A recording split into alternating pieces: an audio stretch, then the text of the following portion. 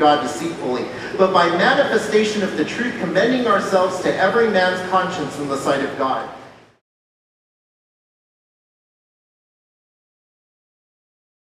Who are perishing, whose minds the God of this age has blinded, who do not believe, lest the light of the gospel of the glory of Christ, who is the image of God, should shine on them.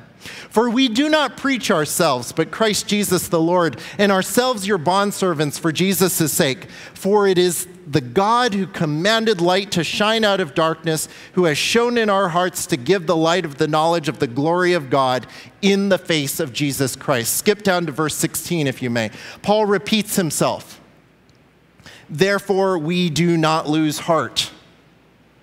Even though our outward man is perishing, yet the inward man is being renewed day by day. For our light affliction, which is but for a moment, is working for us a far more exceeding and eternal weight of glory, while we do not look at the things which are seen, but at the things which are not seen. For the things which are seen are temporary, but the things which are not seen are eternal. You see, when I asked you, what do you think of when you think of Japan? There's something in the American mind that immediately turns to things. And the reality, if I could challenge you tonight, Paul would ask us to fix our eyes on the things that are unseen. Let's look a little bit deeper. Now, we can make too much of statistics, and 42.7% of statistics are made up on the spot anyway. And 42% of you got that one.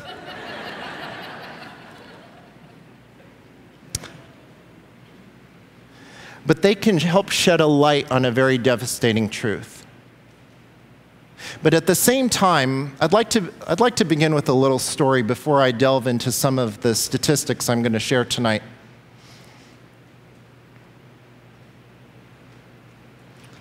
It was a beautiful day. It was within my first year on the field. Just an absolutely glorious spring day. And the sky was crystal blue, not a cloud in the sky. Middle of the day. And so not a lot of people were out. Most people were either at school or at work. I had just finished visiting a school in Japan. It's early in my term. I'm sitting in a Chinese restaurant. During that time, you know, the time period when you've just ordered and you're kind of waiting for things to happen. And I gaze sort of absent-mindedly out the window to my left. And out of the corner of my eye, there was a building, and it was probably, 3 times as high as this tabernacle.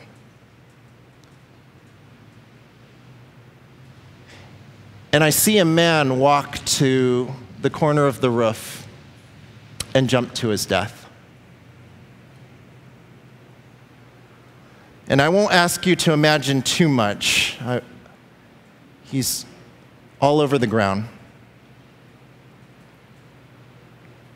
And I asked God in the succeeding weeks as things went on. I really was angry, and I wasn't sure at whom I was angry. But I said to God, why was I allowed to see that? Why would that be shown to me?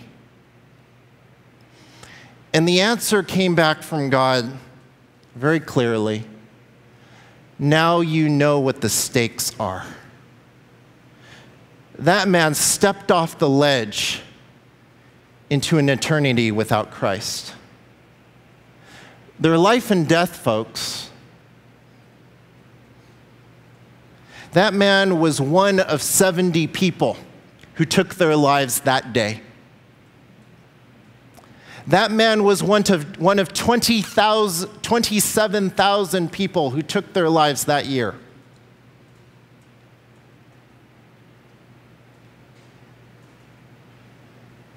As the rapidly aging population of Japan comes to grips with its uncertainties and its fears, and a great people begin to contemplate whether or not they have a future, I can sum up all of this in a single word: hopelessness. Because when we boil it down, the insecurities and the doubts of Japan, they're a lot like ours. Financial problems, educational problems.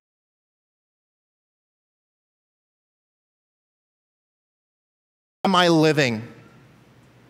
Why can't I live a victorious life? Why can't I have joy in all kinds of circumstances?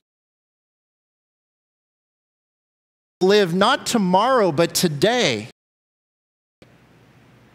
But even if it is veiled to those who are perishing,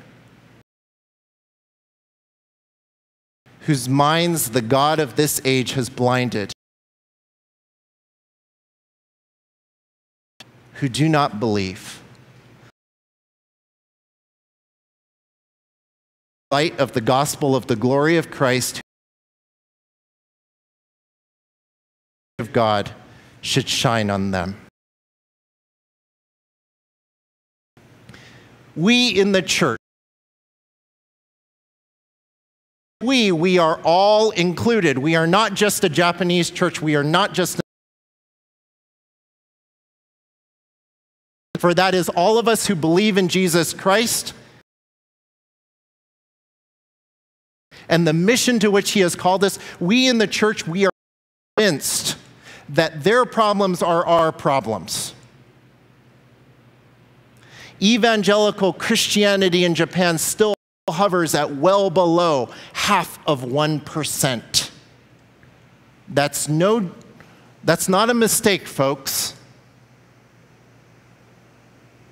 Okay? I'm just going to say,